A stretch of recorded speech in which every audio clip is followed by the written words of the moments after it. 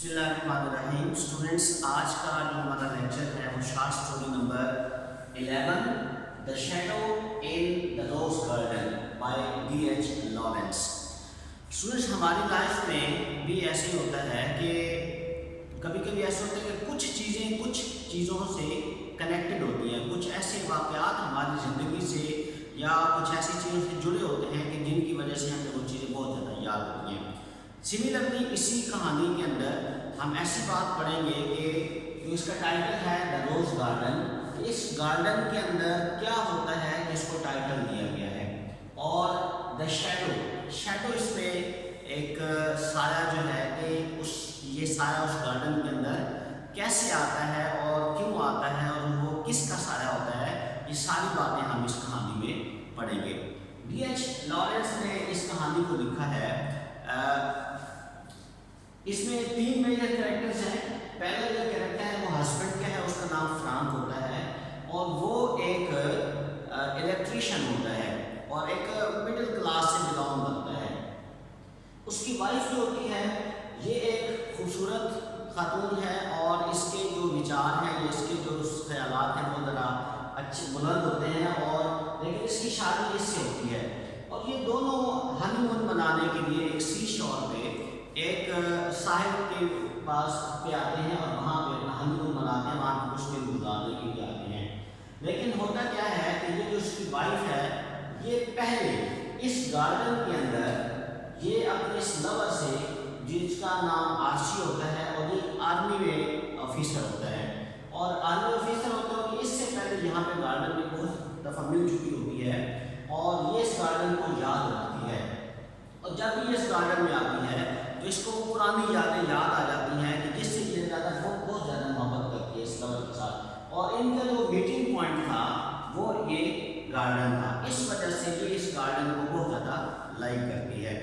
और आखिर में क्या होता है कि ये दोनों जब वहाँ पे साहिल समंदर पे जब ये कुछ वक्त बिता रहे होते हैं, अपना हनीमून मना रहे होते हैं और इन दोनों की शादी हो जाती है, हनीमून के लिए वहाँ पे जाते हैं, तो ये कुछ देर के लिए उस गार्डन में जाती है और गार्डन में जब जाती है तो वहाँ पे उसको वो पुरानी उस यादों में खो जाती है कि जहाँ पे ये अपने लवर के साथ मिला करती थी, बातें किया करती थी, शरारतें किया करती थी, उसके साथ ये वहाँ पे अटखेलियाँ करती थी। तो जब गार्डन में जाती है तो बिल्कुल उसको वही बातें उसकी याद आ जाती हैं और उन्हीं में वो खो जाती है। फिर अचानक से क्या होता है कि इसको एक साया सा महसूस होता है कि कोई आ रहा है, तो ये समझती है कि ये उसका यानी वो जो साया होता है, शैडो, तो उसके लवर का होता है और ये फील कर रही होती है कि वही आ गया है। तो ये कहानी का है। और आखिर में जो D.H. लॉरेंस ने इस कहानी को बिल्कुल कंक्लूड किया है वो ऐसे किया है कि इसमें जो इसका रिजल्ट है, जो इसका सबक है, वो इसने स्टूडेंट्स के ऊपर छोड़ दिया है। ये जो रीडर है, पढ़ने वालों पे छोड़ दिया कि वो खुद इसको देखिए। इस कहानी के अंदर हमें जो एक बात नजर आती है कि कॉन्फ्लिक्ट होता है हस्बैंड और वाइफ के दरमियान।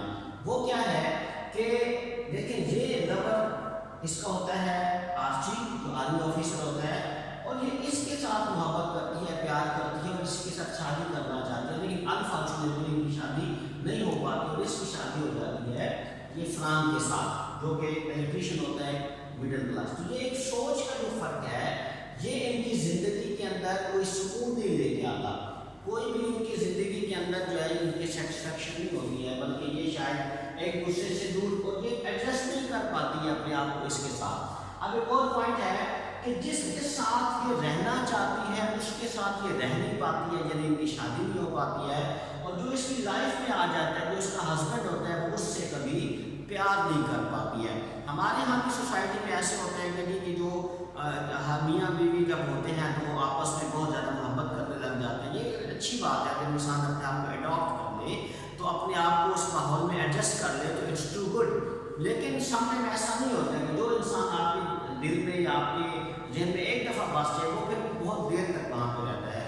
तो इस कहानी में भी कुछ ऐसा ही होता है, और ये एक बड़ा अहम क्वेश्चन भी है यूनिवर्सिटी के हवाले से, जो पेपर पॉइंट ऑफ व्यू से है कि conflict between husband and wife. इस पे आप एक क्वेश्चन भी प्रिपेयर कर लेंगे कि इन मियाँ बीवी के दरमियान जो कॉन्फ्लिक्ट है उसकी क्या वजह है। एक तो ये हो सकता है कि ان کا جو تھاٹس ہیں وہ نہیں ملتے ہیں، یا ان کی جو کلاس ہے وہ میچ نہیں کرتی ہے، یا ان کی جو آپس میں انڈرسٹینڈنگ ہے وہ نہیں ہوتی ہے، because she loves too much Archie, یہ آرچی سے بہت زیادہ محبت کرتی ہے اور she wants to be married, اس کے ساتھ وہ شادی بھی کرنا چاہتی ہے، لیکن اس کے ساتھ وہ شادی کر نہیں پاتی ہے، تو اس کو انفارچونیٹلی اس کے ساتھ ہی گزارا کرنا پڑتا ہے۔ اور دوسرا جو کوشچن ہے کہ اس میں ہم فرانک کا جو کیریکٹر ہے، یہ جو ہمارے پاس یہ اس کہانی کے اندر جو ہسبینڈ کا رول پلے کرتا ہے، کہ اس کا کیریکٹر یعنی الیکٹریشین ہے، مڈل کلاس ہے، اس کی سوچ کیا ہو سکتی ہے، یہ کس طرح اس کو خوش کرنے کی کوشش کرتا ہے، اس کے قریب آنے کی کوشش کرتا ہے، تو یہ ساری باتیں ہم اس کے کیریکٹر میں